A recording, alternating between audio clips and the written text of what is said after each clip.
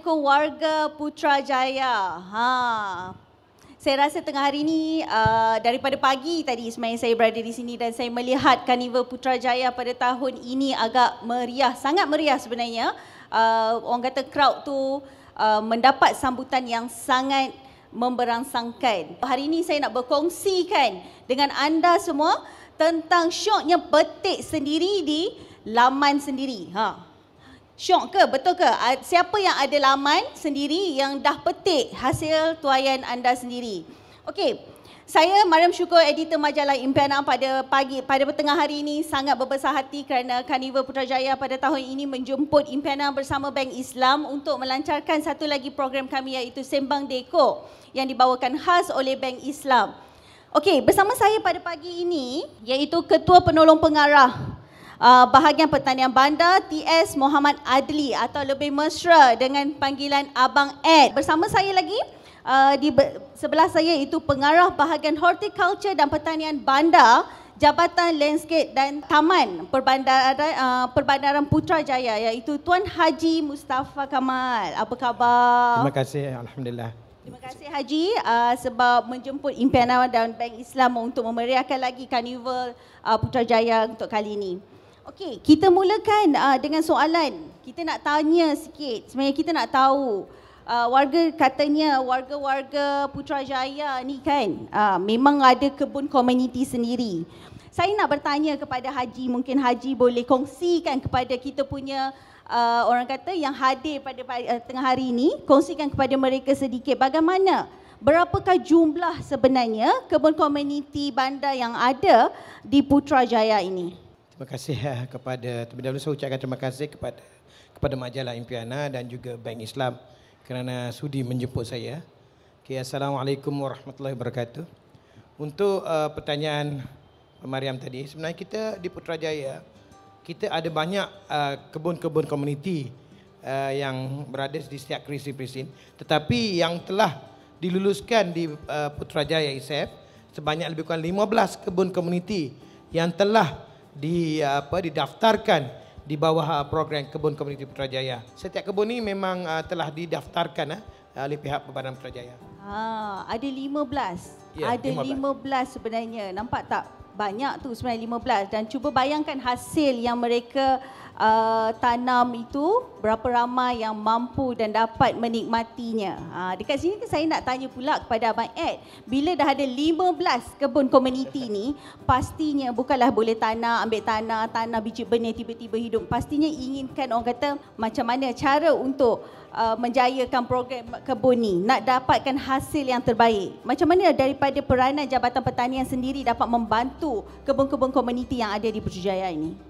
Okay, terima kasih Puan Mariam, dan sebelum itu saya mengucapkan terima kasih juga kepada pihak Bank Islam dan juga pihak Majalah Impiana dan juga Bandar Putrajaya kerana sudi menjemput saya sebagai panel. Okey, berbalik pada soalan Puan Mariam tadi, memang betul Putrajaya merupakan salah satu bandar smart city dan dia juga mempunyai lebih kurang 15 kebun komuniti. Okey, apa yang peranan kami di Jabatan Pertanian jalankan adalah kami memberikan khidmat nasihat dan sokongan teknikal kepada semua kebun komuniti yang telah berdaftar dengan Bandar Putrajaya. Khidmat nasihat teknikal tu dari segi bentuk latihan, praktikal, hands on, dan juga kepada semua kebun komuniti yang berdaftar dengan Bandar Putrajaya, kami Jabatan Pertanian juga memberikan bantuan dari segi input pertanian kepada komuniti-komuniti supaya mereka boleh orang kata melaksanakan aktiviti kebun pertanian, kebun komuniti dengan melaksanakan aktiviti pertanian dengan lancar dan juga orang kata tersusun, berstruktur. Maksudnya mereka tanam pasti mereka akan dapat mengeluarkan hasil, dan macam mana mereka nak menuai hasil mereka, dan itulah peranan kami Jabatan Pertanian bersama dengan Perbandaran Putrajaya dalam memajukan segmen kebun komuniti di Putrajaya ini. Bagaimana pula daripada Tuan Haji, apakah objektif Perbandaran Putrajaya melaksanakan kepada kebun komuniti di Putrajaya ini? Ya, balik kepada peranan Putrajaya lah. Sebenarnya kita di Putrajaya ikut secara asal di setiap kawasan presin-presin ini kita banyak kebun-kebun yang mana yang sebelum ni dibuat secara sambilan ataupun orang kata di kawasan masing-masing. Jadi kita nak memutihkan peserta-peserta kebun ni dijadikan di bawah satu komuniti. Jadi kita mengambil dasar untuk legalizekan kebun-kebun ni. di mana kita menjalankan beberapa aktiviti lain dengan kerjasama dengan pihak Jabatan Pertanian. Jabatan Pertanian di bawah bahagian Pertanian Bandar Jabatan Pertanian. Kita mengambil peranan menyediakan tanah-tanah, mana-mana tanah-tanah kosong kita akan bagi. Kita akan sediakan kepada pekebun-kebun yang berminat untuk dilaksanakan kebun komuniti ini. Nah, dalam waktu yang sama pihak Badana selain memberi tanah dan juga memberi kita legalize kan, memutihkan kebun ini, kita bagi khidmat nasihat.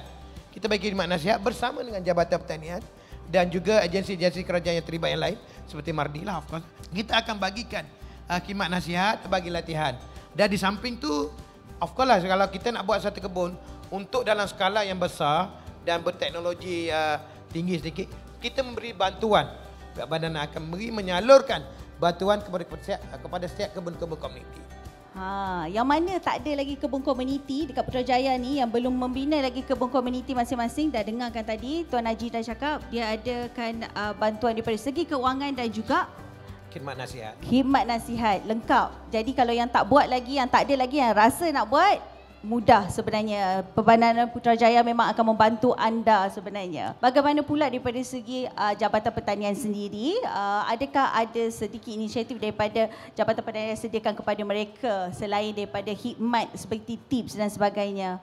Okey, Jabatan Pertanian selain daripada memberikan khidmat nasihat teknikal, nasihat, training dan juga orang kata latihan kepada kebun-kebun komuniti, sekali lagi macam saya cakap tadi, Jabatan Pertanian juga ada insentif-insentif yang diberikan kepada kebun-kebun komuniti. Setiap tahun mereka akan mendapat bantuan dari segi input pertanian dan juga peralatan pertanian. Insentif yang kita jalankanlah lebih kepada kebun komuniti, di mana kebun komuniti kalau boleh minimal 10 orang ataupun lebih, dan kita akan tengok apa program yang mereka laksanakan.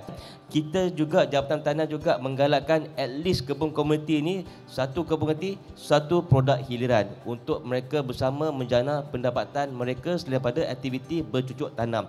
Cukup menarik ya, bukan sekadar tanam, lepas tu dah boleh buat perniagaan, orang kata tadi dah dapat bantuan, lepas tu dapat lagi daripada sumber keuangan sendiri, daripada apa yang anda tanam. Okey, bagaimana pula sebenarnya daripada program mungkin yang Perbadanan lakukan kepada kebun komuniti ini seperti zero burning? Macam mana diorang ni dah habis, dah orang kata dah tebas pokok ke dan sebagainya, lalang dan sebagainya, nak bakar dekat mana? Tak boleh bakar ni dekat Putrajaya ni. Nak buat macam mana ni? So maksudnya hasil taman ni atau hasil-hasil daripada kebun ni kita tidak benarkan untuk dibakar. Dan kena ingat, membakar di Putrajaya kita akan kenakan satu kesalahan di bawah Akta 29A atau 29B, Akta Alam Sekitar 1974. So di mana sesiapa yang bakar secara terbuka akan dikenakan compound yang telah ditetapkan dalam akta ini. So that's why di Putrajaya mana-mana hasil-hasil kebun ni kita galakkan hasil-hasil daripada pertanian ni ataupun sisa-sisa ni dijadikan sebagai kompos ataupun baja-baja ataupun dijadikan sebagai baja untuk pertanian ni. So that's why kita tak nak membazir dan kita gunakan teknik 3R, recycle, reduce dan reuse. So mana-mana hasil selain pada kotak-kotak minuman apa, contohlah kalau kita pergi ke kebun kita minum air. So kotak minuman kita asingkan dengan tong-tong yang telah disediakan, dan kita akan bekerjasama dengan NGO-NGO untuk menyediakan produk-produk daripada hasil 3R ini. Tapi Kan Haji, dekat sini ada sikit tricky. Letaklah tong color apa pun sebenarnya. Ni orang Malaysia. Saya cakap ni sebab saya pun macam tu kadang. Kan, saya mengaku sebenarnya saya cakap on behalf untuk anda juga sebenarnya. Letaklah tong macam mana pun. Betul. Keluarlah akta apa pun, compound apa pun, dia bakar juga. Kan? Betul, betul. Kita tak nafikan benda ni. Plastik color-color dah keluarkan tapi dia letak juga. Dah ada tanaman yang cantik ni Abang Ed. Dah ada orang kata pokok cili tu dah gemuk-gemuk. Kalau tanam pokok terung tu gebu-gebu. Kan? Tapi ada masalah pula dengan haiwan-haiwan yang ada yang akan menziarah rumah anda. Okey, ini merupakan salah satu soalan yang orang kata kerap ditanyakan kepada pihak saya dan juga kepada pihak tim-tim saya lah ketika kami buat extension, ketika kami buat pengembangan mengenai dengan kebun komuniti. Ya, memang kalau kita rasa seronok sebab apa, tanaman rumah kita dipenuhi dengan tanaman-tanaman yang edible, ya, tanaman yang kita gunakan untuk makanan kita, dan kita akan rasa sedikit kecewa apabila kita tengok tanaman kita tu ada tumpangnya benda yang objek-objek yang kita tak ingini. Salah satunya memang orang kata daripada nak kucing akan laksanakan aktiviti buang air kucing tu dekat pasu-pasu kita, dan kita terdapat banyak kaedah kita telah orang kata sampaikan. Cuma kita kalau boleh kita tak nak melibatkan aktiviti-aktiviti yang menggunakan bahan-bahan kimia untuk menghalau orang kata kucing ataupun haiwan-haiwan daripada merosakkan tanaman kita. Dan mulai tanaman ni kita memang menggalakkan menggunakan aktiviti-aktiviti yang kita organik atau non-chemical. Salah satunya kaedah yang orang kata yang telah kami lakukan dan berkesan hingga ke hari ini, bila lepas kami tengok respon daripada kami punya peminat usahawan dekat Facebook, dekat media sosial, adalah menggunakan objek-objek seperti sudu plastik. Okey, sudu plastik kita cocok aja sudu plastik tu, garfu plastik cocok je dekat pasu-pasu tu supaya kucing lah dia tak boleh nak melaksanakan aktiviti-aktiviti melepaskan bom dia. Melepaskan bom dia. Aktiviti harian dia. Kita juga masih menggunakan cairan semburan seperti semburan daripada serai wangi, semburan daripada air limau purut, semburan daripada cecair cili api keliling. Tapi benda ni organik, kita kena kerap spray lah keliling kawasan kita yang sentiasa didatangi oleh haiwan-haiwan tersebut. Tak salah ya Cik Yam, kita cakap dalam hati, tolong pergi tempat lain, jangan kerja tempat kami. Dalam hati pun memang dia pun mendengar, cuma dia tak boleh merespon saja. Janganlah orang kata simbah dengan air panas dan sebagainya, jangan mendera. Itu kita tahu itu penderaan haiwan-haiwan domestik ni memang dah ada. Kita kena sayang mereka sebab mereka tak tahu. Jadi kita kena orang kata jangan orang kata ke arah bunuh pukul dia ni, sebab dia pun makhluk hidup juga. Sementara ni sebelum kita nak teruskan lagi dengan persoalan-persoalan yang lebih menarik kepada Haji Mu dan juga Abang Ed kita, mungkin kita boleh saksikan kita sebenarnya hari ini Sembang Dekor ni memang best lah bila ada kat Carnival Putrajaya ni. Kita mengadakan pertandingan, mereka bentuk laman yang berkonsepkan edible landscape yang mungkin boleh anda lihatkan di sebelah sana.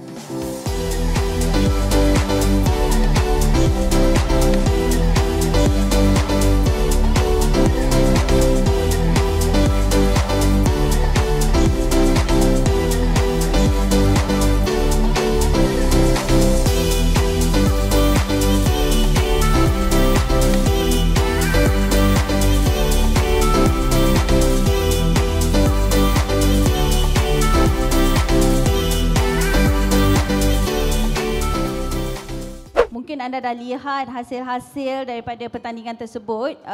Memang agak mencabar untuk nak judge mereka siapakah yang bakal mendapat tempat pertama, kedua dan ketiga pemenang-pemenangnya kan. Sebab semuanya kreatif-kreatif belaka. Okey, Abang Ed, tadi Abang Ed dah cerita tadi terletak garfu dan sebagainya lah kan. Kita nak tanya juga dekat Abang Ed ni sebenarnya. Selain daripada aktiviti bercucuk tanam ni, apakah saranan yang digalakkan oleh Jabatan Pertanian sendiri kepada peserta ataupun kebun komuniti yang untuk mendapatkan diorang punya sumber ekonomi? Macam tadi Abang Ed ada kata Jabatan Pertanian akan mengetengahkan, mungkin akan highlight satu produk kepada setiap kebun komuniti. Jabatan Pertanian juga bersama rapat dengan pihak Perdana Putrajaya untuk memastikan impian ini berlaku. Okey, di Putrajaya sekarang ni kebanyakan kebun komuniti kita menggalakkan satu kebun komuniti satu produk, tapi sebenarnya mereka menghasilkan lebih daripada satu produk.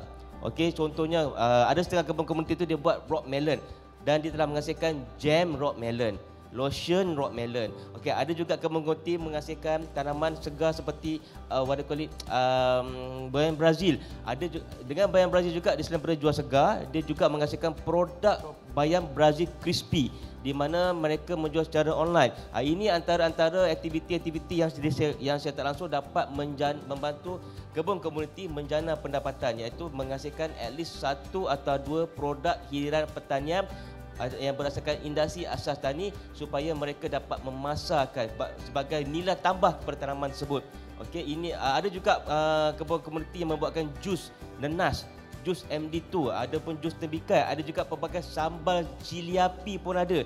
Ini merupakan satu perkembangan yang baik kepada peringkat kebun komuniti. Kita nak menunjukkan bahawa kebun komuniti bukan sahaja mengeluarkan hasil tanaman yang segar, tapi juga kebun komuniti mengeluarkan pelbagai jenis produk industri asas tani yang dapat membantu menjana pendapatan. Okey, itu bahawa produk yang dihasilkan daripada tanaman. Kita juga menggalakkan kebun komuniti menghasilkan produk daripada sisa tanaman. orang panggil waste to wealth, iaitu sisa-sisa tanaman tadi macam Tuan Haji cakap tadi, sisa-sisa tanaman jangan dibakar, kita buat zero burning di Putrajaya, dan malah sisa tanaman tu diproses menjadikan kompos, di mana kompos juga ada value, ada sumber ataupun ada permintaan untuk nasi-nasi di luar sana. Dan alhamdulillah pada masa Floria pada tahun ini ada satu produk kebun komuniti mendapat hasil lebih kurang RM40,000 dengan menjual jus produk sampingan, jus tembikai sahaja. Dan ada juga yang menjual jus tebu, produk ada tebu dan juga jus nenas. Tapi kat sini boleh tak saya nak tahu di mana nak dapat, kalau tak ada ni hari tu Flora dah habis, mana saya nak dapat jus nenas, sambal semua dan sebagainya? Adakah boleh pergi ke kebun komuniti ni di presin-presin 4, 15 dan sebagainya ni untuk mendapatkan tu, ataupun ada sendiri Perbadanan Putrajaya sendiri lokasi untuk mereka ni menjual produk-produk mereka? Okay. Yang pihak perbadanan macam pihak badan uruskan hanya hari tertentu seperti Karnival, Floria ataupun Karnival Putrajaya ni kita akan adakan. Tapi untuk pengunjung-pengunjung setiap hujung minggu mereka akan menjual hasil. So dia akan open kepada publik untuk pergi. Sebagai contoh di KK4 kalau kita nak makan, nak cari produk sayur-sayuran sawi atau KK1, boleh ke sana terus pada hujung minggu, especially hujung minggu lah. Sebenarnya hari-hari biasa pun mereka buka tapi ikut keadaan lah. Tapi pada Sabtu dan Ahad mereka akan menjualkan hasil-hasil ini direct kepada pembeli-pembeli. So kita boleh dapat hasil yang fresh daripada ni, dan selalunya hasil-hasil yang dijual dalam, kalau dibuka pada pukul 8, pukul 10, 10.30 dah habis. Dan sebagai contoh satu lagi produk yang jarang dibuat oleh kebun komuniti sebagai contoh cincau.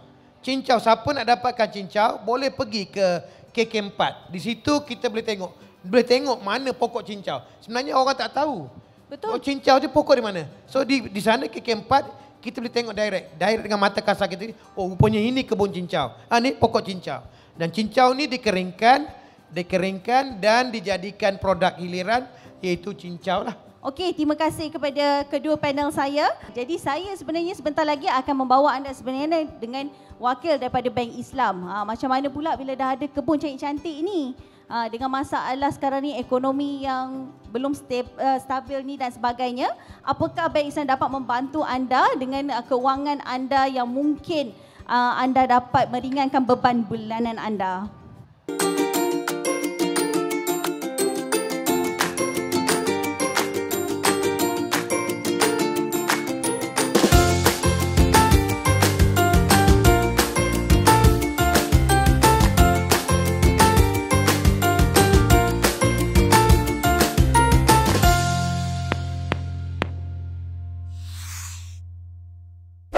Bersama saya sekarang ini adalah Naib Presiden Kanan Distribution Channel Perbankan Pengguna Bank Islam Malaysia Berhad, Encik Faizal Jaafar, yang lebih masyhur dengan panggilan FJ.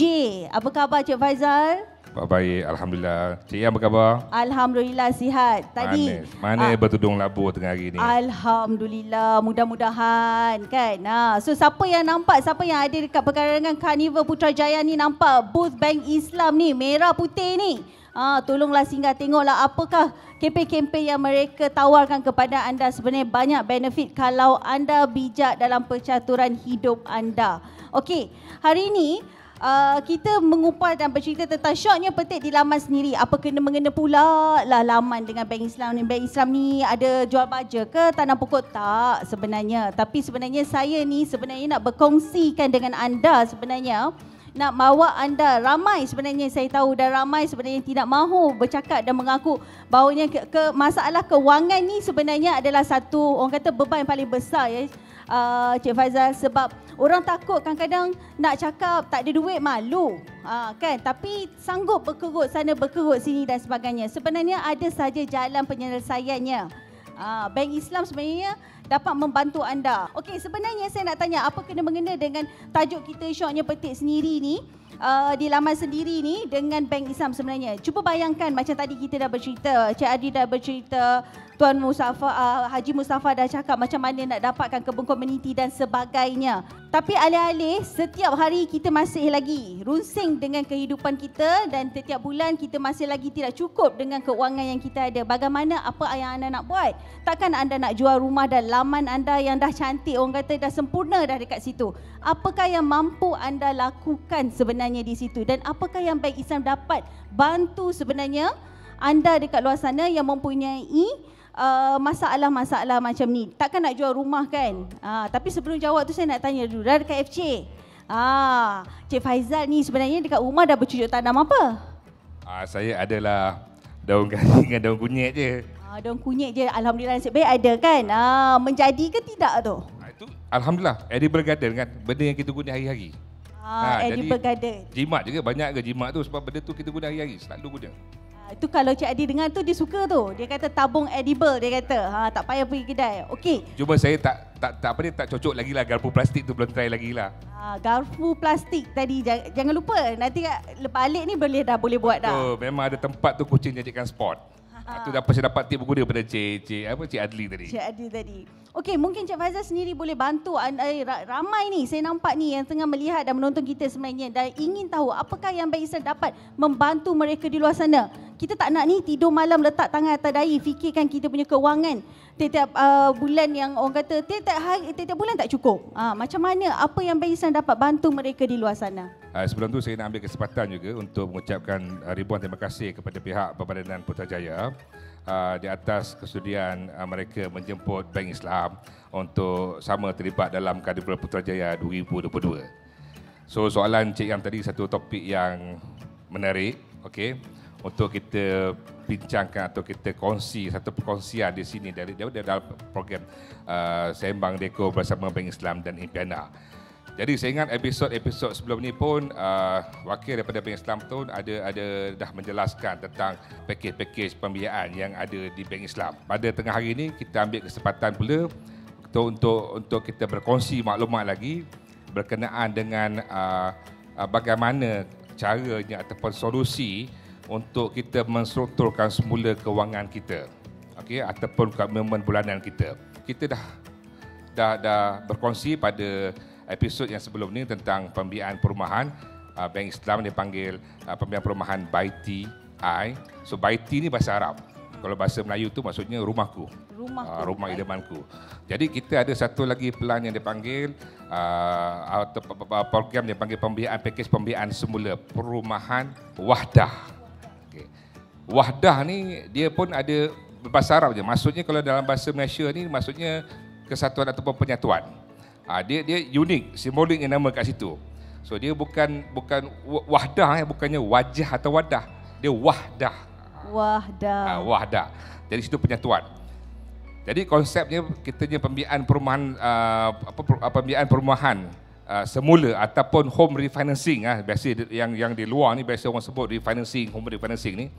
Jadi konsep bila kita adanya perkataan wahdah tu, uniknya dekat situ tu, maknanya adalah penyatuan. Penyatuan tu maksudnya apabila kita boleh menstrukturkan semula setiap bebanan ataupun kewangan ataupun komitmen kewangan kita pada setiap bulan kepada satu pembiayaan.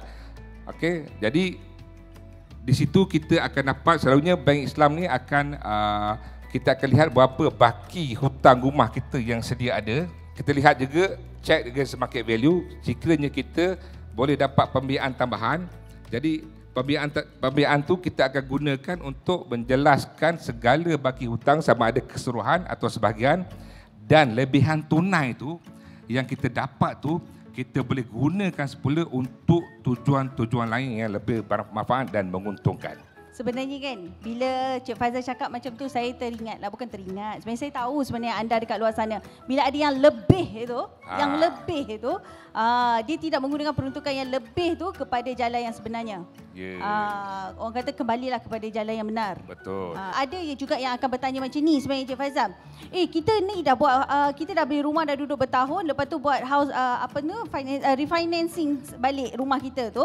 Kita akan jangka masa nak bayar panjang dan sebagainya. Ya benar, sebab dekat situ mungkin Cik Faizal boleh bagi tahu dekat mereka apa sebenarnya kebaikan daripada anda lakukan perkara tersebut. Okey, satu lagi soalan menarik Cik Yam. Especially kita orang yang umurnya muda lagi, baru 30-an atau 40-an. Okey. Jadi kalau mungkin kita beli rumah 2017, kita beli rumah pada tu masa tu harga 300,000. Sekarang kadang-kadang sekarang ni dengan semua kos bahan mentah, kos buruh meningkat. Jadi untuk beli rumah baru pun harga rumah sekarang dah meningkat kan. Jadi secara transfer value rumah aku pun dah meningkat. Mungkin 2017 dulu kita beli rumah dengan pada baju kita beli direct dengan developer, new purchase tu harga 300,000. Kemungkinan sekarang kalau kita cek dah naik 500,000. Betul. Jadi ada lebihan 200,000. Jadi kalau kita ni umur kita ni masih muda, okey, baru 30-an, baru 40-an, kita ada jawatan, kita ada keupayaan untuk membayar. Kita patut kena bijak, aset tu bagi saya jangan dia terbeku begitu saja. Jangan terbeku. Jadi kita kena bijak untuk gunakan lebihan tunai tu untuk kita turunkan segala hutang lain, untuk kita fikirkan macam mana kita boleh add value kepada aset kita yang sedia ada ni, tambah nilaikan lagi, atau mungkin kita buat pelaburan-pelaburan lain. Betul. Yang lebih menguntungkan. Okey, lebih menguntungkan. Ataupun mungkin kalau kita ada keupayaan lagi, kita boleh beli perumahan, rumah-rumah baru pula, invest dalam properti lain sebagainya. Tapi macam saya cakap lah, bila kita nak buat sesuatu ni, okey, kena ada perancangan. Betul. Kena ada perancangan. Jadi topik kalau kita tengok dalam episod sebelum ni pun, saya tengok kebanyakan episod sebelum ni, panel-panel kita semua tu yang bercakap dalam episod sebelum ni pun bercakap tentang, dia satu istilah yang semuanya akan bercakap tentang perancangan. Jadi buat ni kena rancang dan kita fikir juga, bila kita nak buat penyatuan hutang ni ataupun kita buat pembiayaan semula ni, kita jangan fikir seronok kita jadi, masalahnya bila tidak ada perancangan. Jadi lebihan tunai tu gunalah untuk semata-mata perkara yang tak berfaedah. Betul. Sepatutnya kita kena fikirkan juga bila kita dah refinancing, kita dapat penjimatan sebagainya, kemungkinan dari segi rate ke. Yang keduanya, lepas tu kita kena fikir juga urusan mentadbir harta, urusan takaful pendengar keluarga. Seandainya apa-apa hal berlaku pada diri kita, maknanya kita punya waris ni dah protected. Okay. Benda-benda ni sebenarnya di Bank Islam ada khidmat nasihat tentang penulisan wasiat pun kita ada bagi juga. Dan selebih tu juga ada lebihan lagi tu, dan fikirkan apa perkara-perkara menguntungkan yang kita boleh buat, something yang boleh generate, yang perkara-perkara yang lebih berfaedah, lebih menguntung untuk masa akan datang. Jadi perkara ni sebenarnya, khidmat nasihat ni di Bank Islam ni memang kita ada bagi. Tidak ada masalah untuk pelanggan kami ke ataupun customer di luar sana ni, okey, untuk datang dan dapat khidmat nasihat. Di sini pun di Kadiwang Putrajaya pun kita ada booth Bank Islam, boleh datang dapatkan khidmat nasihat dan sebagainya. Dan juga jangan lupa ada QR code dekat situ. Tolong scan. Scan QR code sebab kita ada hadiah-hadiah untuk dimenangi pada hari ini, hari terakhir ni. Hari terakhir, nampak tu. Dan nampak tak macam mana sebenarnya anda jangan bekukan harta-harta anda. Macam tu. Sebenarnya anda tak nampak. Anda bukan tak nampak, tak perasan. Apa yang anda ada di sekeliling anda dekat rumah tu sebenarnya adalah harta anda. Tapi jangan biarkan harta itu duduk macam tu, berkulat macam tu je. Duit ni kadang-kadang you simpan tapi tak melabur, tak berkembangkan, dia takat tu je lah ada. Jadi macam apa yang Cik Faizal cakapkan ni adalah kembangkan duit anda. Macam mana nak kembangkan, macam mana nak labur, dekat mana nak letak, dekat mana, macam mana nak refinancing balik rumah anda tu, nak orang kata meringankan beban bulanan anda, semuanya ada di Bank Islam. You pergi Bank Islam, you tanyalah, sekarang ni I ada macam ni, nak buat macam mana, Bank Islam insya-Allah akan bakal menjawab 1001. Tapi hari ni untuk yang ada di sini mungkin boleh berkunjung ke Bank Islam. Tapi kalau yang lepas-lepas ni macam mana pula? Nak pergi dekat mana, nak jumpa Bank Islam, nak jumpa orang kata wakil Bank Islam untuk minta khidmat nasihat ni. Okey, pertama sekali kita ada cawangan di seluruh Malaysia. So, dekati, jumpalah pegawai kami di cawangan-cawangan kami di seluruh Malaysia. Dan maklumat lanjut pun kita boleh dapat daripada web Bank Islam, www.bankislam.com, ataupun boleh kontak kita punya khidmat pelanggan kita di talian 0326900900, ataupun kalau yang lihat di skrin tu yang masih bagaimana yang tertera nanti dekat bawah skrin ni nanti boleh tengok. Dan satu lagi saya ambil kesempatan kat sini juga, program Sembang Deko Bank Islam bersama Impiana ni, ini saya ingat saya siri yang keempat ya Cik Yam. Betul, keempat. Jadi kita ada 3 siri sebelum ni. Betul. Jadi pergi layarilah Instagram Impiana, YouTube channel Impiana, Facebook Impiana, sebab di situ banyak maklumat. Saya ingat siri pertama tu kita cerita pasal berputih mata. Berputih, Berputih mata bila rumah kena roboh, nak salahkan siapa? Betul. So maklumat sini very informatif yang kita kena dapat. Lepas tu series kedua, episod kedua tu kita cerita pasal rumah cantik, lokasi strategik, macam mana satu Kotaman. Ada tip kat situ, kita ada daripada real estate agent, wakil kita juga ada wakil daripada ID dan juga banyak ahli daripada kita. Yang ketiga saya ingat yang baru-baru ni di UDA pun kita ada bercerita tentang apa tajuk dia situ? Berikat perut ke? Perlu ke kita berikat perut nak miliki rumah yang cantik? Betul. Jadi episod ni semua sekali very informatif dan masuk hari ni kita cerita pasal apa ni, syoknya petik di laman sendiri. So saya minta kita berharap supaya semua yang ada dekat sini yang mendengar ni supaya ikutilah program-program siri-siri yang sebelum ni sebab sangat bermaklumat untuk kita dapat daripada situ. Betul. Terima kasih Encik Jaafar atas penjelasan yang tadi berikan. Encik Jaafar tu ayah saya. Oh ya Allah. Salahlah pula Encik Faizal. Terima kasih Encik Faizal kan. Nampak sangat tu kan dalam keyboard sebab nak dalam update dan hujan pula ni kan. Terima kasih Encik Faizal atas penjelasan tadi. Jadi siapa-siapa yang nak ingin tahu kan lebih detail, lebih lanjut daripada apa yang Bank Islam bawakan untuk anda dan mampu bantu anda, bolehlah ke booth Bank Islam selepas ni. Terima kasih.